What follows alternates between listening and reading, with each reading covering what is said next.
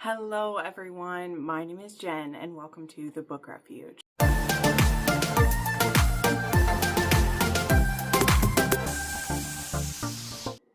All right, let's get into it, my friends, because we have got 9 books to talk about today. So that's actually wild to me because I was having a real issue with reading slump this week, and I've shared about it before. I shared a post on my Instagram. So one of the things that happens to me with a book slump, sometimes it's true that I just can't read anything, okay? But other times it's true that I just try to read everything and nothing will my brain focus on for long enough to finish it, okay? That is often the issue with me when I have a reading slump. It's usually less to do with I just can't read a single thing. And example of this is currently still today, I am a good chunk of the way through 3 different books, okay?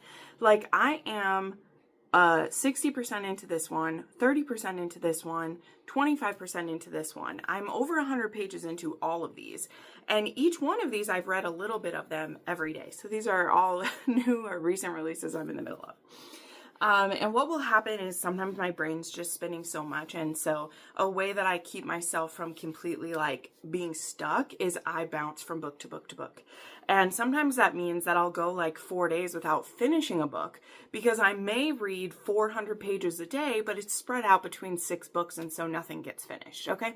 Just a little topic on that. You know, it's been a long time since I've filmed a how to bust a reading slump video. So let me know if you'd like one of those. I mean, to be honest, I put a lot of the same advice in every time, but you know what? There's new people who follow me and maybe don't know where that video is, and who knows what the quality of it was the last time I did one of those. Anyway, so let me know if you'd like to see that. But at the beginning of the week, for sure, I was bouncing between a lot, but then I did really key in and I ended up wrapping up a bunch. I also did have a few short books in here that helped me, you know, kind of at least finish something. You know, one of the things these days I talk about is how long some books are, right? Like those ones I just held up, like 2 of them are over 500 pages for a contemporary romance, and that just feels like really long to me, you know? And when there's so many that are that size, it can just get really can really drag me down a little bit, you know? But like I said, I did get through 9 things, and 1, 2, 3, 4, 5, 6, 7, 8, 9. Yeah, and a few of these were absolute bangers. I had some 5-star reads for sure, which I was trying to loosen up what I was giving 5 stars to, because I've been kind of a picky bitch lately. And mostly it's been a lot of rereads that have been getting 5 stars. But I really tried to just like let loose and give a few some higher ratings. But you'll still see there are some that are at a 4.5. I did also have a lower star read as well, but it was a really good week. So enough of rambling. Let's go ahead and get into that. The one other thing I'll say before I start is that the sun is full out today. That's why I'm sitting at a bit of an angle from my normal spot. So I might end up slowly rotating as the sun comes this way. I've also been trying out a new light that I got off my supply list, which one of you is generous enough to send me, right? I've shared this. I have a wish list that has books on it, but I also have a wish list that has supplies that I need. And there's a few things that like I've been hesitant to get, or I haven't felt like to make the investment in yet. And I had a few of my wonderful supporters actually send me a few things. And so I'm trying to incorporate them in now that I'm like, see, you don't have an excuse to use it because someone sent it to you. And I've been trying them out. And one of them is this new light that I'm adding in addition to my ring light, so that when I have days like this, I don't have to just straight up shut the curtains and then be in darkness. But anyway, just wanted to put that out there in case things seem a little different or off, is that I'm trying to be a bit more professional looking with some of these. So anyway, after that, 5 minutes in, let's get into the books. So the first one that I finished was Chasing Forever by Piper Rain. As always, I have my notes down here, so don't mind me looking down here. And this was technically book 4 in the Plain Daisy Ranch series, But they actually took like a gap between the three Naughton brothers who had their romances, and then this is now going to be the Owens cousins is how this is working. So it's technically number 4 in the Plain Daisy Ranch, but it's like the Plain Daisy Ranch, the Owens family. And these are, like I said, the cousins to the Naughton. So I had an ALC of this one, and this was also a series that I wasn't really loving books 2 and 3 in this series. And this was the author that, right, like I almost gave them up. I've said this, but then they came out with their hockey series and I gobbled that series up. So I think they made a good choice in like switching between a series and not just doing all of those at once and pushing through like a lot of authors would do. You know, a lot of authors don't want to stop mid-series, but I think it was a good idea to like do those siblings, do this other series, and now we've went back, and I loved this one. Okay, I gave it 5 stars. Like I said, I was trying to be a little less nitpicky, and when I was done with this book, I didn't really have anything to nitpick, so I was like, okay, don't look for stuff, just give it 5 stars, because it definitely deserved it. Okay, so this one is, like I said, I had an ALC, and it was duet narrated by Stephen Dexter and Vanessa Edwin, so always going to be a good pairing together. Stephen Dexter just does like gruff, almost whispering hero, just like to perfection. So that was really good.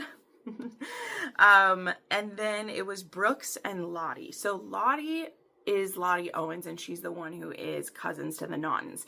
And if you did read Plain Daisy Ranch, which again, you don't have to jump into this one, not only because, you know, generally contemporaries are standalone within a series, but also because it is starting something new.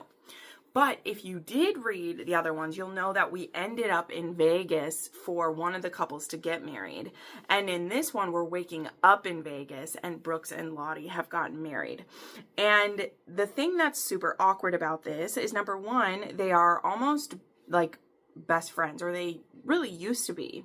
But then Lottie was engaged to his brother, and things went badly. Now, this was a whole decade ago that things went badly, because Lottie and his brother were kind of like a young fling that then they had a young pregnancy, and they were going to get married, and then she lost the baby, and then the brother left her.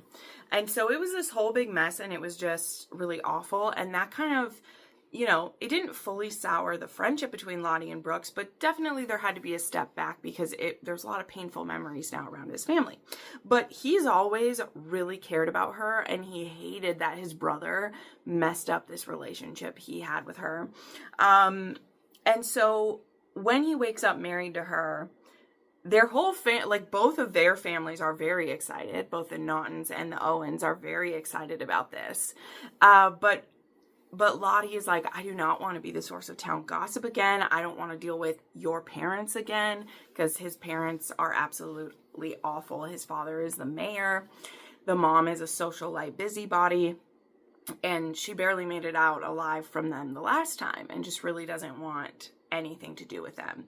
But the thing is, Brooks, and again, his like friends, who are the Naughtons and the Owens, are like, yeah, you should stay married to him. And Brooks is like, you should stay married to me. And she's like, no, no, no. And he's like, give me 4 dates to prove to you that we should stay together. And she's very reluctant to do this. She wants to sabotage the dates as quick as she can.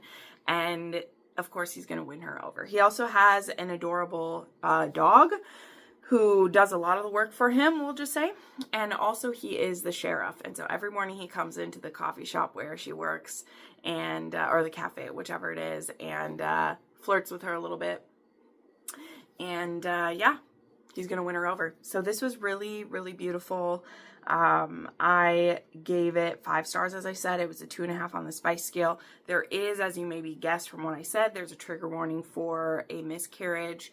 Though it was in the past, it still, you know, does affect her pretty greatly, and it has led to actually infertility as well. Which, well, I won't say that. The miscarriage didn't lead to infertility. The miscarriage brought to light some infertility that she has. So yeah, that is something to deal with. But I really, really loved it. If you love cowboy romance, small town romance, waking up in Vegas, it fits all of those, and I loved it. Okay, next up, I read a book that was actually on my TBR and wasn't an ARC, so praise the Lord, finally got around to it. And this one is called The Fallen by L. Richards. Now, I believe this one was recommended in my book rec form. I will need to go back and check. There are over 700 books in that form. I'm pretty sure that's where I originally got it, because I was looking for other dystopian or like apocalypse romances, and this one has popped up. It also popped up in my Amazon, like, you should read this, because it is considered like a Claire Kent book, okay? Now, I will give you my opinion on that in just a moment. But this book was the first in a trilogy. They're all about novella length, so, you know, you definitely can probably get through them pretty quickly. I haven't had the time to yet, but I do plan to keep going, so just know that. But this is about Liv and Cruz, and in the beginning of this, Liv is living with one of her next door neighbors. So zombie apocalypse has come. We're a ways into it now. Liv was actually kind of a prepper, as much of a prepper as you can be when you live in apartment buildings, okay? And it's kind of interesting how it goes in this one, because they do still reference the pandemic in here, and that was actually when she started prepping, is during the pandemic. She had stored up on a lot of foods and everything, and so the pandemic wasn't directly the same one as the zombie apocalypse, but it followed shortly after. So that's why she will have been a prepper a little bit, which I definitely understand the knee-jerk reaction to, because when the pandemic happened, I also really stocked up on canned goods and toilet paper and flour and all of the things, as I think a lot of us did. And I live in the city where I'd be terrified if things went badly, right? But she's been living, her next door neighbor, who is an elderly man, has been staying with her ever since his wife had died. And it's been the two of them. And at the beginning of this book, or this like little trilogy, it's really clear that her friend is sick. He has cancer. He's dying. They are also going to run out of food soon. And she is trying to work up to, they need to make a run for it, actually. And I don't want to spoil the whole thing, but there's a specific place that she wants to try to make it to. But what I think that this author did a really good job of showing is that if you were in a big city where there was zombies roaming everywhere, and there are gangs, and there are people who are still raiding and looting and raping and everything, it can be as insurmountable as the Grand Canyon to get out of the city limits, right? And this book did a very good job of making you kind of anxious with that. Then we have Cruz, who is on his own now, because I believe it's his brother just passed a little while ago, and he has actually been kind of watching Liz from afar, and they've both kind of been watching each other, and they think the other person is probably a good dude, and they're thinking of probably like approaching one another. And Liz's roommate is kind of encouraging her, because he's telling her, he's like, I'm weak, I'm sick, you know, I don't know how much longer that I have here, so you need to find someone else to be partnered with, basically. And so that is the setup of this, is that Liz and Cruz are trying to meet up with one another. They're kind of trying to broach it.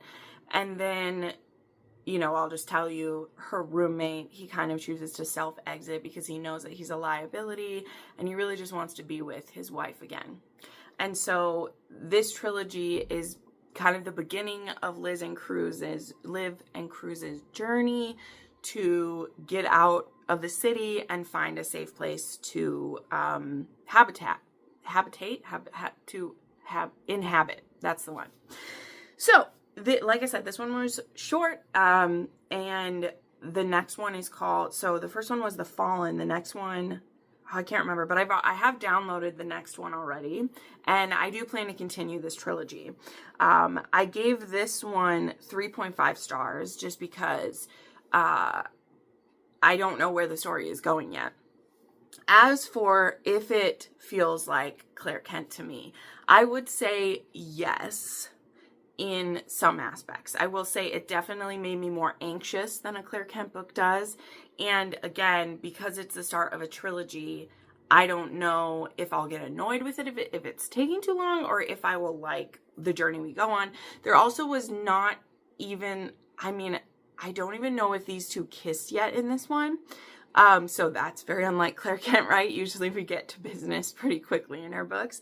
But I'm not saying that doesn't work for the story, because if this is going to be a trilogy, the amount of time we cover in this first one is actually only maybe 5 days. And so they definitely have admitted that they are attracted to each other. That's honestly why they were willing to kind of meet each other in the first place, is they were intrigued by the other one and thought they were good looking.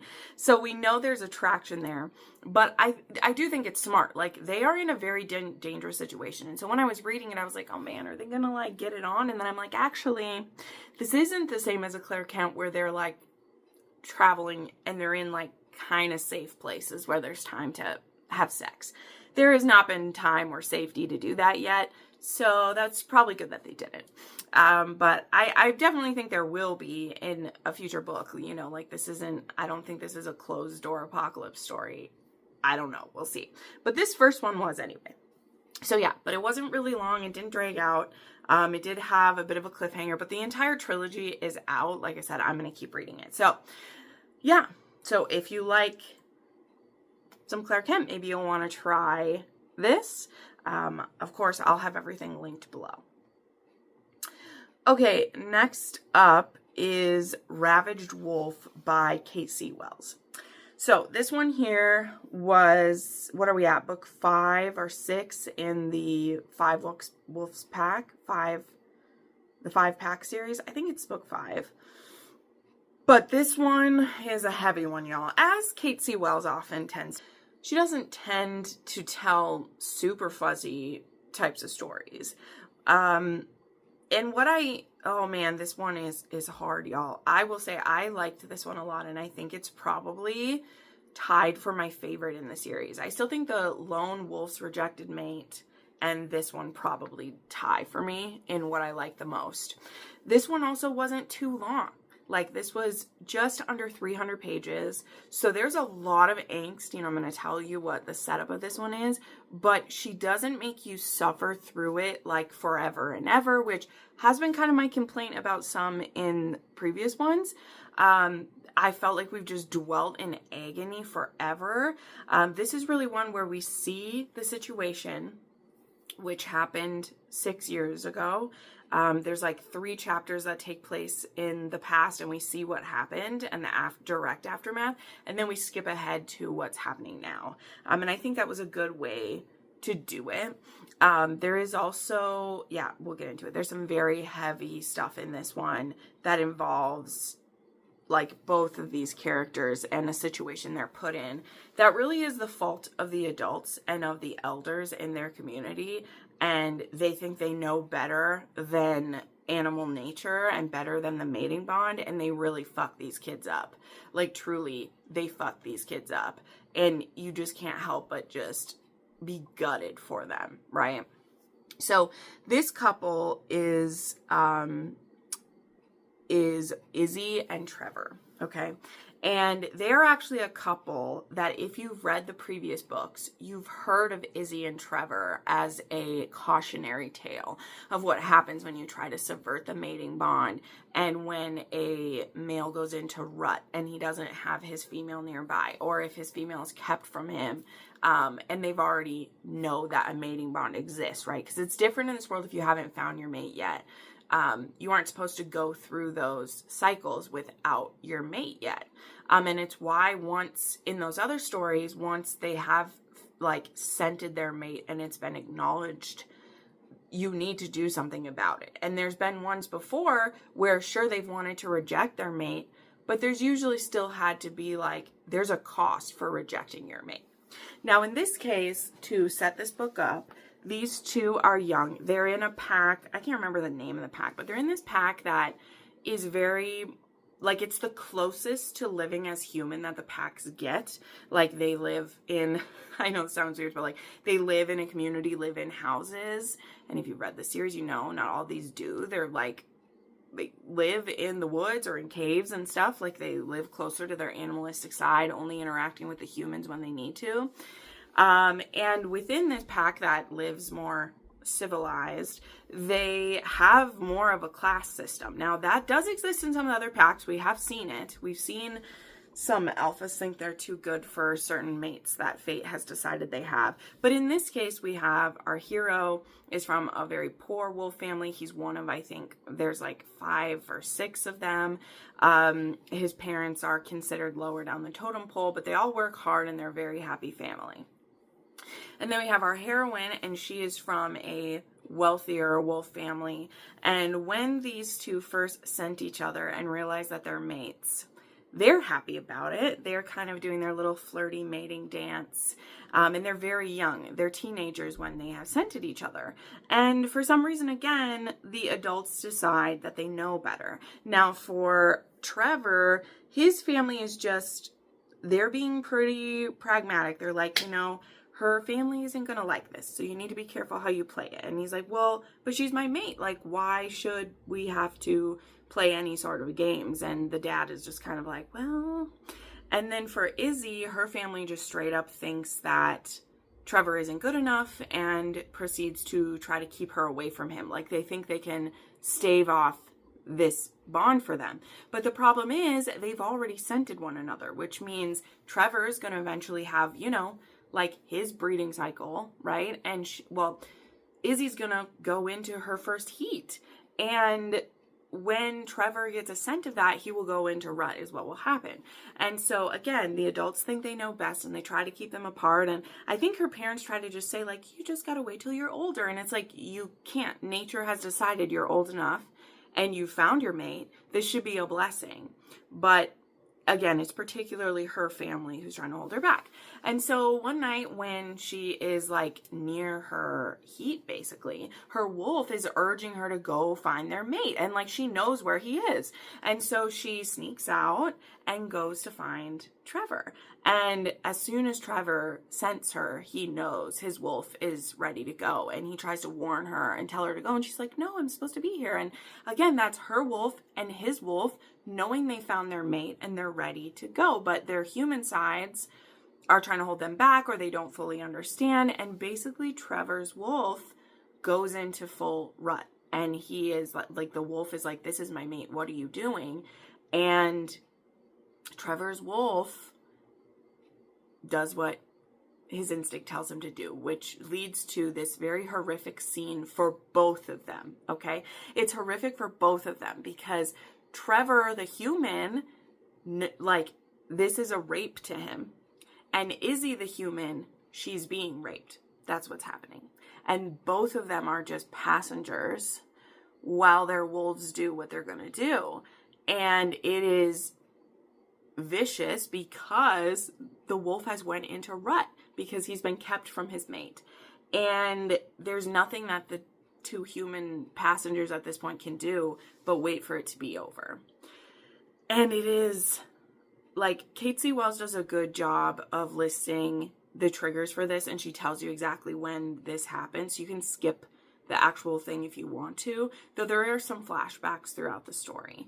And so what happens then, I don't want to exactly tell you how it all plays out, but it is awful, and it really is something that happened to both of them, right? Like, Trevor takes the blame for this, and I'm not, I don't think Izzy should take the blame at all. I don't think either of them should have had to take the blame for this.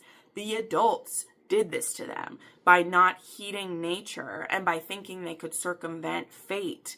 And, Izzy's wealthy parents thinking that Trevor wasn't good enough for their daughter, they did this to them by thinking they could do something else. And so when they just did what wolves are going to urge you to do, like go find your mate, it led to this explosive situation. And it leads to some very awful things happening to Trevor and his family, and some awful things happening to Izzy. And again, I won't say exactly what those are because that's part of the journey. But when we come back to the story, I believe 6 years later, Izzy is training to become a healer, and she also just feels very confused about how everything worked out. She's lived in a lot of shame. She's been a cautionary tale for all of this time. And she also wants a chance to get to know her mate. And what's beautiful about this story, and Kate C. Wells knows this, is that the only way that story works is if Izzy's the one who's curious, because her human self was raped. Her wolf might have been all fine with it, but they are still separate and together entities, and this young woman that she was lived through a rape. Granted, again, it was also an assault to Trevor, and you'll have to see how Kate C. Wells handles that, because, man, Trevor doesn't even feel like he can feel like he was assaulted too, and how does he feel about his wolf, who's the one who, again, like, his body was doing it, but the wolf was being the wolf. And the way that Kate C. Wells has to navigate this situation is fascinating. And again, if you've read the other books, you've heard about Izzy and Trevor and the cautionary tale about when you try to circumvent fate. And they've been this tale that has kind of pushed other people to not ignore their mating feelings because of what could happen. But watching them get a chance at love, like, truly, this was very touching. And this wasn't necessarily easy, right? Because just a few examples, like, now when they will meet again and when they're trying to work on it, anytime Trevor starts to feel aroused for his mate, he feels physically ill, because all he remembers is the very first time he felt that his body did something he didn't want it to do. And then there's Izzy, where she's like, I was the one who was attacked. Talk through this with me. And they're both traumatized. So I've said enough. I've talked through a lot, but I found this to be very powerful. I think Kate C. Wells did an amazing job with it. And I gave this a 4.5 star. I think that what ended up being the conflict, which didn't have to do with the two of them, it had to do with, again, the adults and their issues with stuff. I wish that would have been fleshed out more, or else we just wouldn't have had it. I think there was enough inner turmoil to carry their story together, and finding peace with it.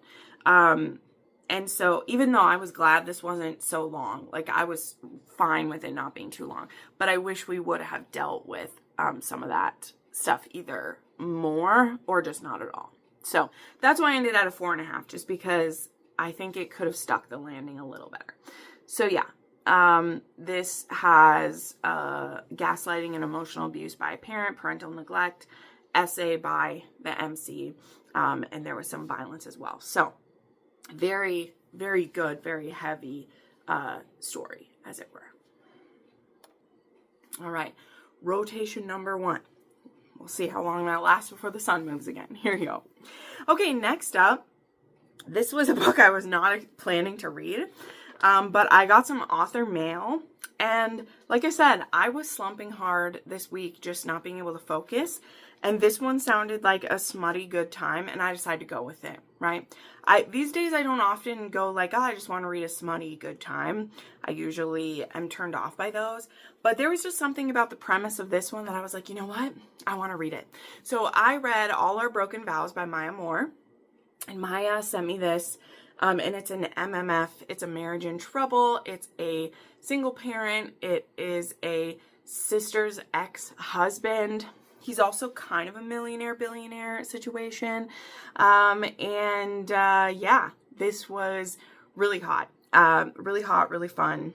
I just enjoyed myself so much with it. But, I mean, it definitely wasn't perfect, so, this wasn't a 5-star or anything. But I thought it was good, and I'd never read this author before. She asked to send me her most recent release, because she knows that I read poly romance, and so we went into it. So yeah, so this one has Robert and Becca, and they've been together for I think 16 years. They have one child together, and they have been really trying to revitalize their marriage. Things have been kind of tough for them. They haven't been connecting the way they used to. And recently on a wedding trip, or not a wedding, a anniversary trip they are playing around a little more sexually, trying some different toys, trying some things. But honestly, a big part of it too is that our heroine is really insecure. After their daughter, she's just never quite felt the same. And she's just really struggling to get into a lot of the things that they love to do. And this has been a little frustrating for Robert because nothing pleases him more than his gorgeous, gorgeous wife. He loves every wrinkle and every roll and every mark on her he's addicted to. But she doesn't even want to let him like eat her out.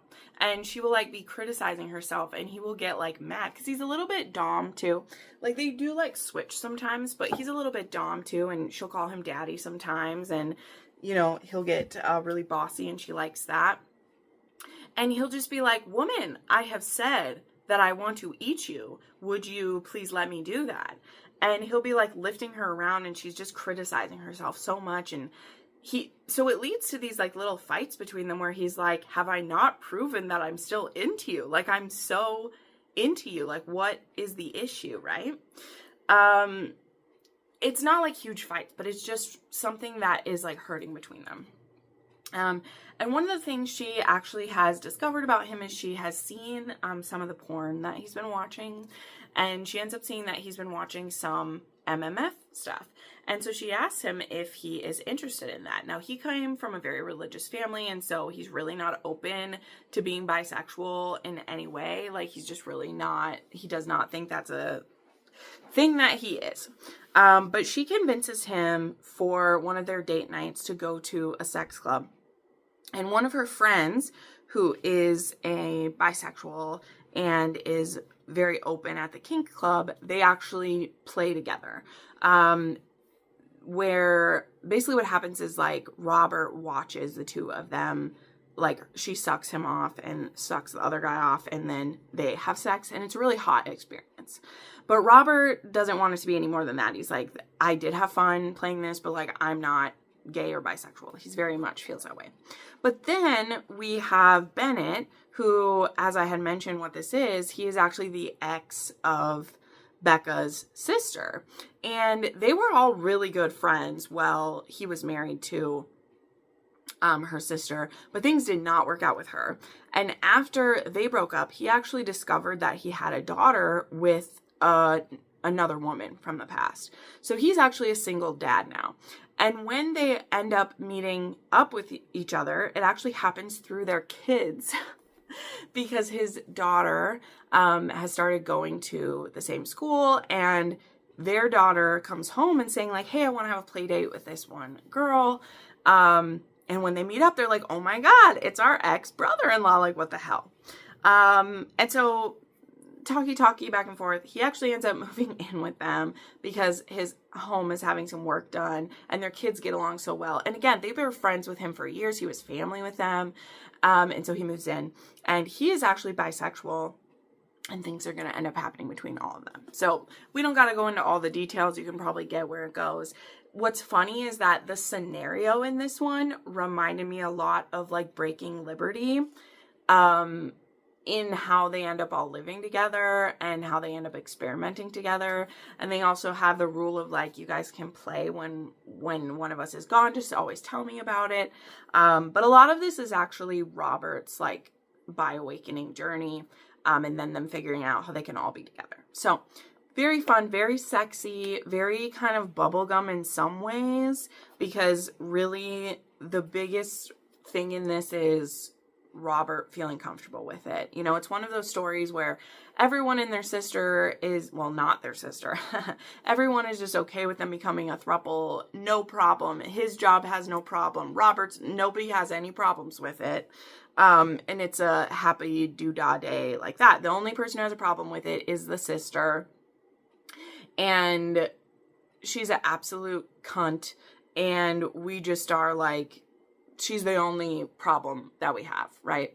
So, and I say that see you next Tuesday bluntly like that for a reason. You'll see she's a horrible person and tries to mess things up. But this was good. I would read another book by Maya Moore. I gave this one 3.5 stars. This was a fun book here. And I do love an MMF that isn't too difficult to be together. That's not what I'm saying. But it was just where it's like the author was like, well, I don't want there to be any problems at all. So as soon as people hear, they're like, oh, it was meant to be. And you're like, you really think it was meant to be that they just become a throuple? Like, can we just have one conversation where we explain how it happened. I don't know. Some people just, that's fine. But it was good. Let me know if you've read some other Maya Moore, if there's one I should try.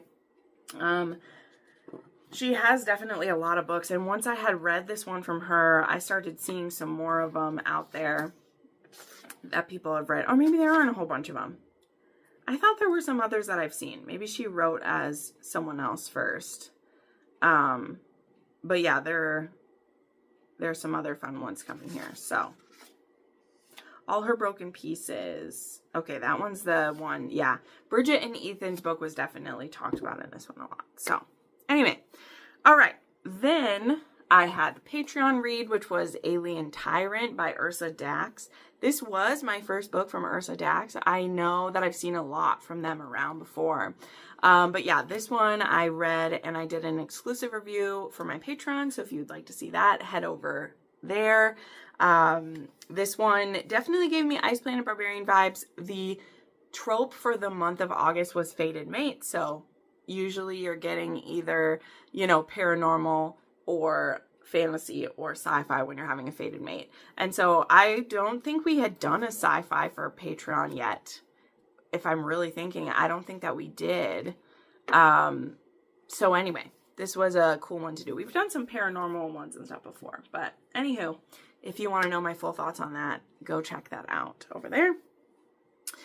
Okay, next up, there was The Gilded Heiress by Joanna Shupe. So this was one that I was very much anticipating because this book is a Anastasia reimagined. It is finally Joanna Shupe having a new historical romance out. It has been a long ass time. I think she's had a couple novellas drop, but otherwise, I don't think she's had one out since The Duke Gets Even, which was a 6-star read for me, I think, in 2023, possibly. It's been a long time. So this book did get pushed as part of it. Like, this book was supposed to come out, I believe, in February. I could be wrong. It was early this year it was supposed to come, and it got pushed. It is in a trad pub size, I believe, and it had this new cover style. So there's a lot of changes that were happening, and we'll get into some of those.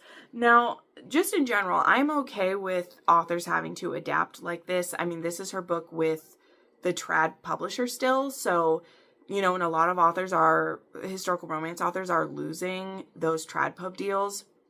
They're not getting re-signed on their contracts for historical romances.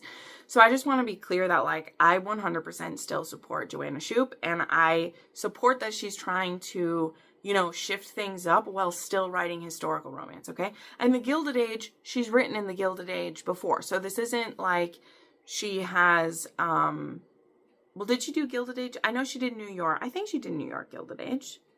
I don't know, but it's not completely, it's not like this was just a hard left turn or anything that she did to tell this story. And honestly, an Anastasia retelling in this type of time is also pretty common. Like, one that I really did like was The Princess and the Rogue. I always bring that up. That one is kind of a Anastasia reimagined by Kate Bateman, and I love that one. That was, I think, my first Kate Bateman I read, actually. I love that one. So, and I mean, obviously I love Anastasia retelling. So that's really not what my issue is with this one. Mostly. We'll get into it. So anyway, that's the background of that. And I'm perfectly fine with her having to change up whatever she has to change up to keep writing historical romance. Okay. But when we get into this book itself, so I did get a ARC and an ALC from NetGalley for this one.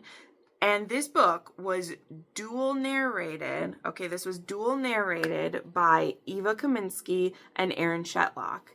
And it was a dual first-person POV historical romance. Now, those are very rare, by the way. Those do not happen often. There are plenty of dual POV historicals, but you're hard-pressed to find first-person POV historicals. That is just not what you see. Now, I'm not saying that's bad. I don't think it's bad at all. And especially listening to this narrated by these two, that worked for me for the most part. The issues that I had are that when you do first-person POV, it's very easy to forget that you're reading a historical because things are as they are for the person, you know, as you're reading it. And so this very quickly began to feel like it was an Anastasia movie and not a historical romance, like drama type thing. There was a lot of like humor built in. There was a lot of scenes that feel like they were ripped right out of the cartoon. Not gonna lie, the scenario might be different, but a lot of it felt like that. And there were some parts too that felt kind of like Downton Abbey. That was cool. But I don't know, I just kept being reminded in myself that this was an Anastasia retelling. That is what I kept thinking while I was reading it. I didn't get lost in this couple. I was always very aware of what was going on. And every time I would pick it up, like, I listened to this one sometimes on 2.5 speed, which I don't like going that high, but on the NetGalley app for listening, you have to go from 2 to 2.5, and like 2.0 felt too slow sometimes for this couple. But just to give a little bit of background instead of just dragging on, this is about Josie and Leo, and we start the story in a little piece of it that is a third-person POV telling the story of the Pendletons who had a child stolen from them. So it was a mix, really, between like the Lindbergh baby, if you know the story of the Lindbergh baby, and an Anastasia retelling, okay? What we honestly wish had happened to the Lindbergh baby, because that baby did die. That was very tragic. And there are lots of parts, if you know the story of the Lindbergh baby, that were put in this. In fact, the mystery of what happened to this baby, I think, more closely follows the Lindbergh baby. And it's the stuff that happens in the, like, what Leo is doing to try to con the Pendletons. That feels like the Anastasia part of it. But we get this little story about how the Pendleton baby went missing, and no one's knows what happened to her for 16 years. We don't know what happened to this child. This baby disappeared. And then we jump ahead 16 years, and we're in Boston. New York is where the Pendletons are. We're in Boston, and we have Leo, who is this confidence man, and you find out very quickly that he was actually the son of the gardener who worked for the Pendletons, who ended up being fired after the baby disappeared, after the child was taken, because he was accused of having something to do with it. And he had 7 children, of which Leo was the oldest. A lot of them are girls. And that father ended up drinking himself to death not long after, because he had lost his honor, couldn't get, it was tough to get another job. He just felt betrayed by the Pendletons. And so Leo wants revenge against the Pendletons for that, because he knows his father didn't do it. And he just thinks that they were cruel and they doomed this whole family to poverty. So Leo's a hustler, and he does what he's got to do. All right. This is all the setup. I promise. This is just the beginning of it. And he's looking for a girl to pretend to be Josephine Pendleton. And he comes across this girl named Josie, who sings on the street corner, basically. Her and her friend used to be in an orphanage together. And now her and her friend Pippa live and work together, and she's trying to break into the singing industry. And Leo gets a look at this girl, and he thinks she looks a lot like Mrs. Pendleton, and he's like, she's the perfect age, she looks that way. And he cocks up a scheme to help make her a star, because he's like, I will do my games in the background, make her a star, we'll go to New York, get her singing on Broadway. Like, he doesn't play it small, we'll say that. And then she will be performing, and the Pendletons will see her, and it'll make them up, whatever. Like, he has the whole scheme, you get it.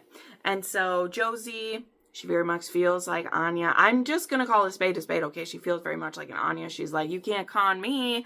I'm smart. But he pretends to be an agent and is like, you could be a star. Come to New York with me, and we'll be a team together. So he has his scheme going on the one side. Well, they're falling in love with each other.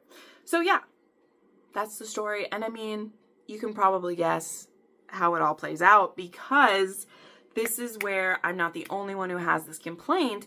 There are so many scenes that, though the story is different, this isn't Russian, this isn't the Lost Duchess Anastasia, there are so many things that directly fall into the Anastasia film. Like, for real, like, so many scenes. Like, I'm not going to list them all, but if you know that movie by heart like I do, there's scene after scene, right?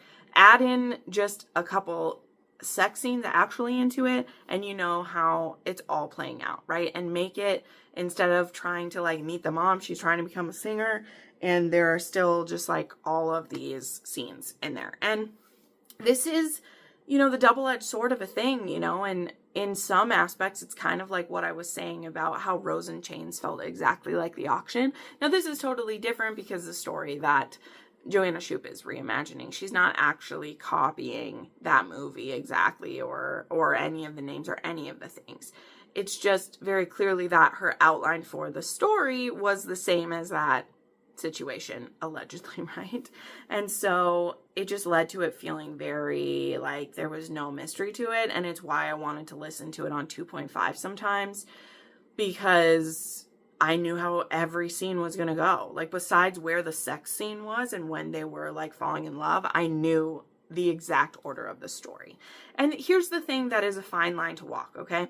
Because as a romance reader, I can often get the thing, well, but it's a romance, like, you're of course going to know what's going to happen, like all that. And like, that's true. But there are still plenty of authors who keep me engaged enough that it doesn't matter that I know where it's going to, you know? Like, that is the magic of a romance author, is that we do always know the ending. We do always know where it's going. But when you mix that with, I also know what every single scene is going to be before it happens, it's awkward, y'all. It's awkward. So anyway, I've hounded enough. The final note too. I also don't like that it was first person POV. That is part of what broke it for me. Like I said, I loved that the narrators read it, and like that was good. But you can also do dual POV and still do it third person dual POV, and that is how like Scarlett Scott does her historicals. Like, she has dual POVs, but she uses third person still. It just helps give it that air of like it's a historical, right?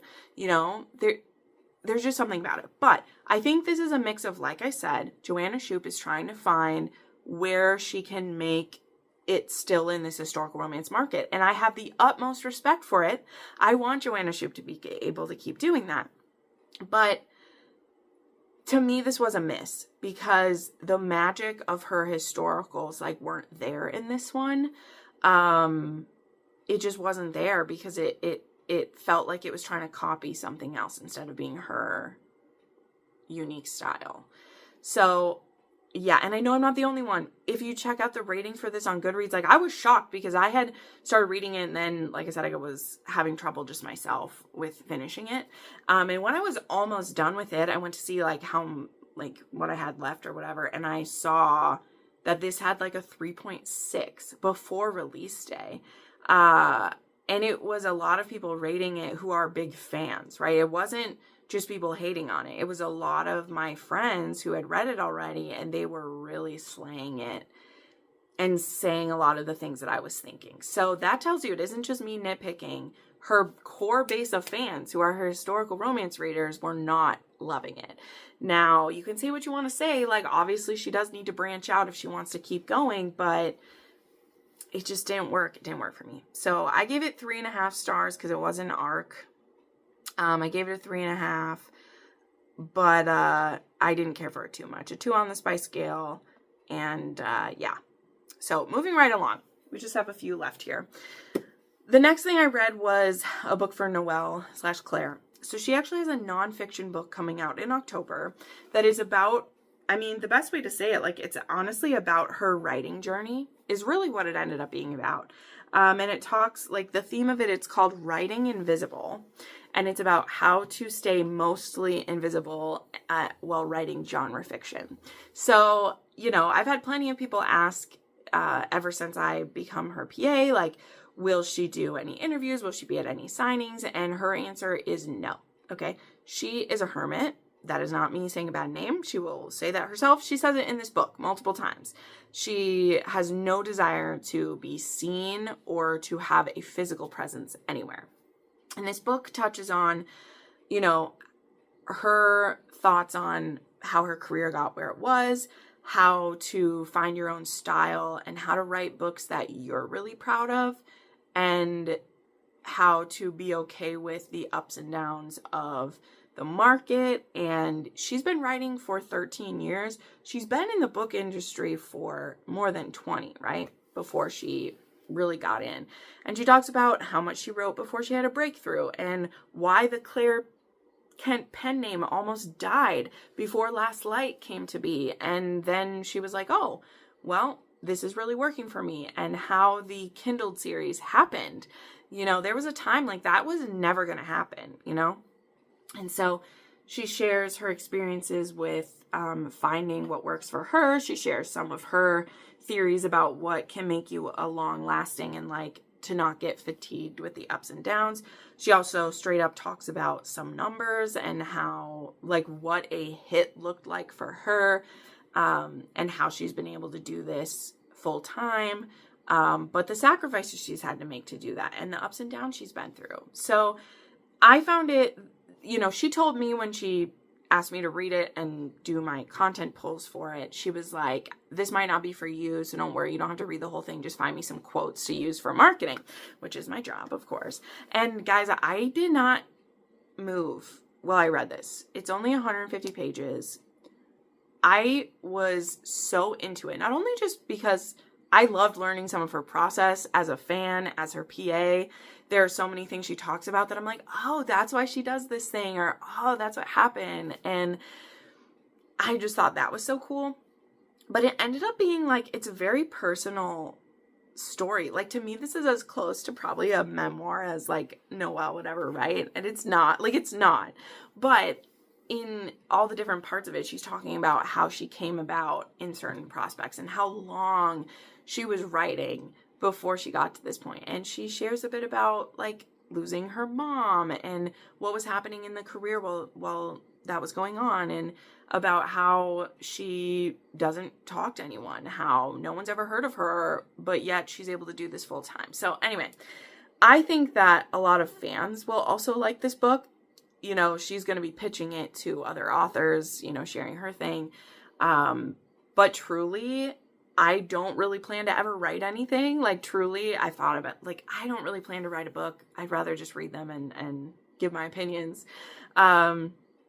But getting some insight into how she became what she is, and to learn like where the ideas for some of these books came from and how they almost never had, like, it was fascinating. So I think if you're a really big fan, or if you are interested in the craft of writing, you are interested in writing genre fiction, like why she settled on genre fiction, why she thinks it's the best fit for her, and how she still is very proud of every book she writes. Even Devotion, which she calls her BJ book, because there are literally 40% of the text is about sex scenes. It's erotic romance. She wasn't calling it that, but like, it's erotic romance, and every scene does something for the characters. And she talks about like why that happened. Anyway, I truly loved this. And when I was finished, I messaged her and I was like, you know, I know you just wanted me to get quotes, but like, I read the whole thing and I was crying at the end of it. You guys, and I can't tell you why. Once it's out, I will talk about it again. She doesn't even have a pre-order up for it yet. Because again, it's only 150 pages. It reads really quickly, and it was so cool. Like, I felt like it's the most I've talked to her the whole time I've worked for her, because she's a woman of few words. She even says at the beginning, she's like, I abhor small talk. It is the worst thing in my life, is small talk with anyone. And I was like, oh my gosh, that makes so much sense, because again, I would never share about our private conversations that we have, but we have a call once a month where we talk. I don't know what she looks like. I've never seen, well, I'm not going to tell you where. I've maybe found what she looks like from a certain place or whatever, but I've never done, we don't video chat. She wants to talk on the phone because she's like, I hate having to look at the person or whatever, which I'm like, okay. And I am super talkative. I could talk to you about anything for hours, right? And so it's just funny to hear her like share all those things. And I was like, oh, I feel like I know you so much better now from this. So anyway, I didn't mean to go on about this, and I don't have a rating for this book for you or anything. It's a nonfiction about writing genre stories. And I think if you're a fan of hers or if you're a writer, you'll really like this. So when it gets closer to coming out, I'll of course talk about it again. But that was really cool. I mean, I knew I would like reading it. She poo-poos everything that she writes because she's very like humble in that way. And I was like, oh wow, I bet that's cool. Like, I devoured it. I read it in 2.5 hours the other day and I just didn't move finishing it. So, all right, time to kind of wrap this up. We just have 2 left. So I reread Slave to Sensation. I needed to annotate this for one of my pre-orders, and I realized that I had given away the one that I had previously annotated. So I had to reread it. Enjoyed it. This is still 5 stars. Lucas and Sasha, they're amazing. I wish that I had the time to reread all of these because this book sets up so many of the couples that I love. I really do at least want to reread Caressed by Ice and The Snow. I forgot what the Kiss of Snow. Is that what it is? I don't know. Those 2 I really want to reread, but I don't know that I'll have the time for it. But yeah, reread this, still 5 stars. Still amazing. This is a Psy changeling book. It is these Psy that have these like mental powers and are supposed to be emotionless. Only there's a serial killer that's loose among them who's targeting the changelings, who are shifters. They're pack creatures. They are very, of course, primal and like just, oh, they're so hard to explain. And this is a pairing between Sasha Duncan, who is supposed to be doing a business deal with the changelings, and she gets paired up with Lucas Hunter, who is an alpha of the like panther pack, and he is actually paired with her because he's trying to investigate the murder of these changeling women that's happening, that the Psy are trying to ignore, because it's actually a serial killer within the Psy, where the Psy say that because of their emotionless state that there can't be any killers among them. They're overlooking a very serious part of psychopaths who don't have feelings or emotions, and this is the perfect like space for them to hide because they don't have to show any emotion or fake it. In fact, they would look like the perfect Psy, but they're still cruel and evil, and Lucas is determined to find them. So, and then along the way they discover that they're fated mates, and it begins the Psy changeling universe. So, very good. And then the last one that I read, I just finished last night, and oh my gosh, I haven't been in a super dark romance mood. But there was something about this one that it scratched the itch of being absolutely psychotic. Like, this is a serial killer. Absolutely he is. He has no remorse. He barely has a reason for the kills that he does. He's that type of dude. But I was so addicted to it. It was so good. And I'm thrilled to say that I read The Ecstasy of Sin by Kay Allister. Kay Allister is a longtime supporter and a viewer on the channel. So, hey, Kay. Yes, I'm about to talk about your book. I loved it. It's okay. It's all right. Previously, I've read 2 things from her. For sure, the one that sticks out is The Devil and I, which was the first book from her. And I have talked about this over the years. I really enjoyed that book. It was obviously a debut book. There were things about it that were not perfect. There were things about like the writing style. And I mean, I can't remember all the details of what the nitpicks were back then. But I remember I enjoyed it and I thought there was so much promise to it.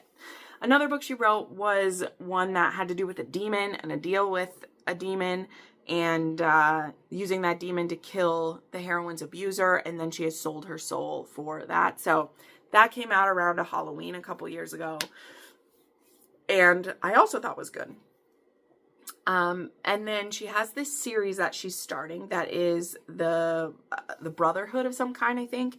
And this one here, wow, this one hit so hard, you guys. And it's really hard to describe how it fits because it has that absolute adoration and protection of the heroine in a way that like Neva does, you know, like Neva Altai does, but also the story and his viciousness and his kinks sit in like a Rena Kent-esque mastery way. So it's this weird thing, but I like that because, you know, I love the kinky, really dark, like literally you can't stop me, I'm taking you aspects of those.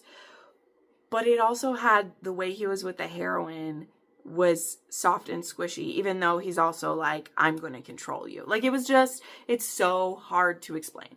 I also think parts of him reminded me of like Adelaide Forrest. I was sharing this on my Instagram. Like, think of, I can't remember, but the one where like she has 2 kids and he waits until her husband is dead before he basically moves her in, and like that kind of vibe of like, I've just been biding my time and now I'm going to take you, you know? But before we get to the ooey gooey stuff of it, this was very heavy, y'all. Like, it was heavy stuff. There are a lot of trigger warnings. And I mean, of course, she shares those all very well. They're very detailed. The major ones are that this has grief and loss. It has a heroine who has financial insecurity, and she is homeless at the start of the story. She also has some chronic conditions, one of which is chronic migraines. Okay.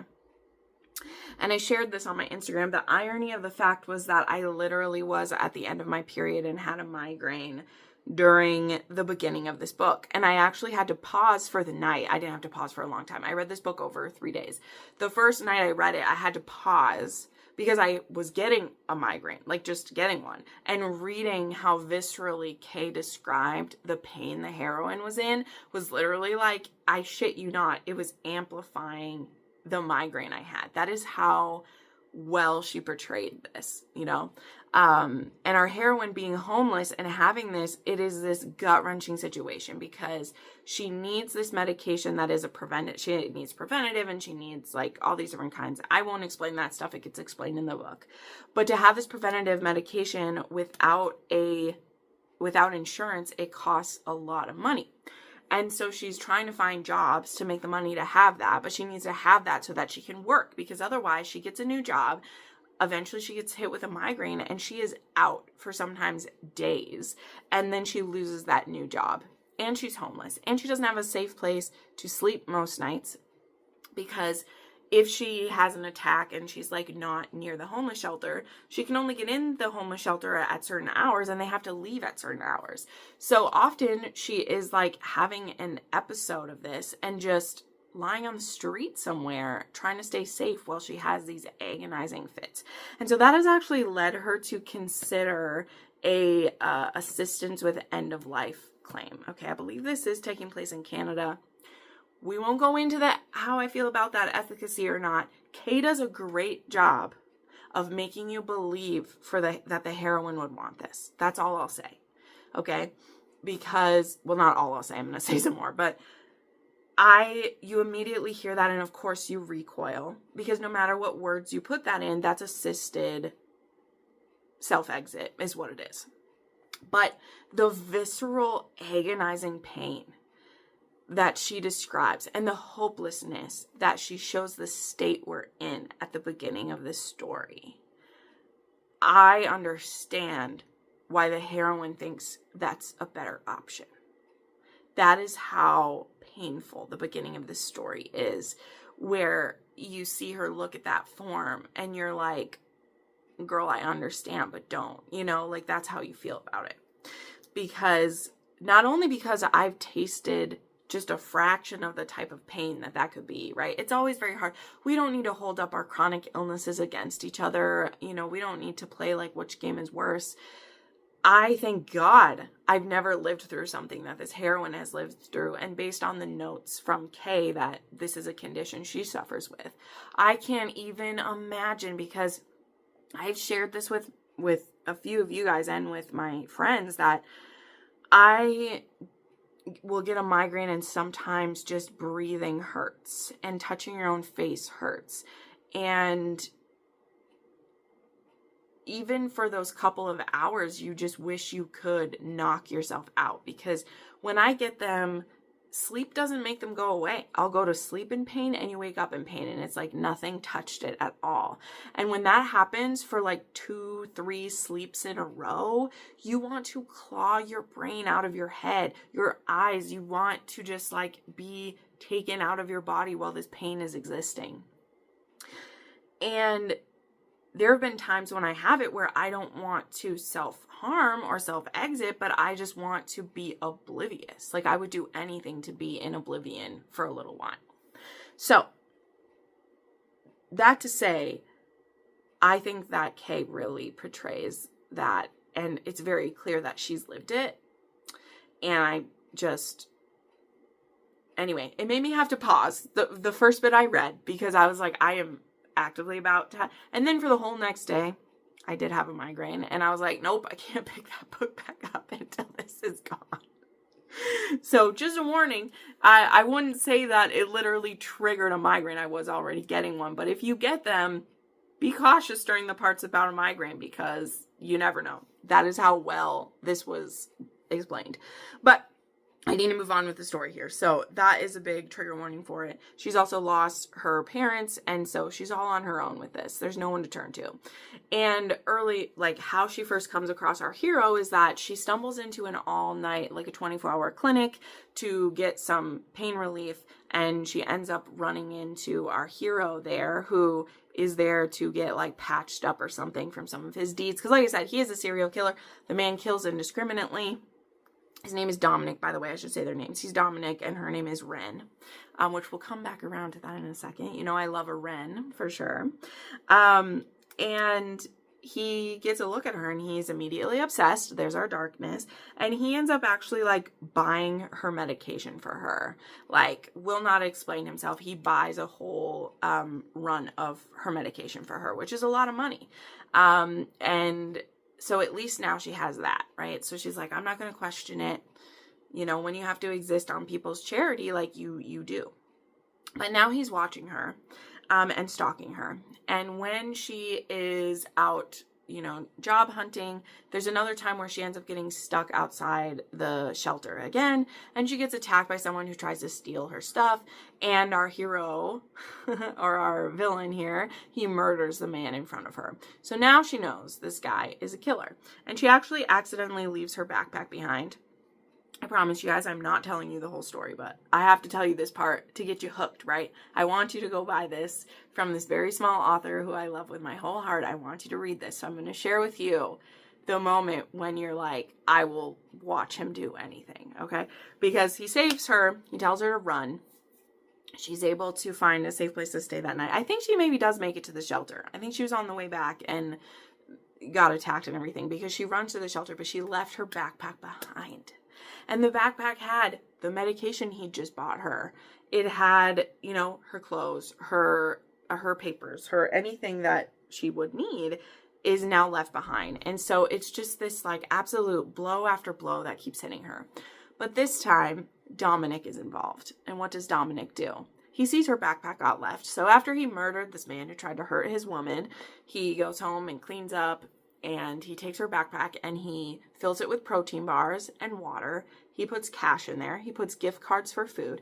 And he puts a cell phone in there. Is that cell phone bugged so that he can track her? You bet your booty it is. But we don't care because we're falling in love with Dominic already too. He also has a dog named Hunter who we're obsessed with. And we also meet his other brothers, the guys in the Brotherhood. They were all in foster care together. They all have kind of different roles that they play. One of them, I think, is more involved with the mob than the others, so we might see some of that in a future one. But yeah, it goes on then of him still being obsessed, and he is kind of waiting for the right time to take her, because he's absolutely planning to take her. And I don't just mean sexually. I mean, that's going to happen too, like a lot. But he also is just waiting for, there's a few things he wants to get in order before he takes her and makes her his wife and brings her home to his castle, basically, and everything, right? It's not a castle, but you get it. So yeah, that's all I'll say about it. He is a killer. We see lots of killing. We see Ren a bit confused about how to feel about that.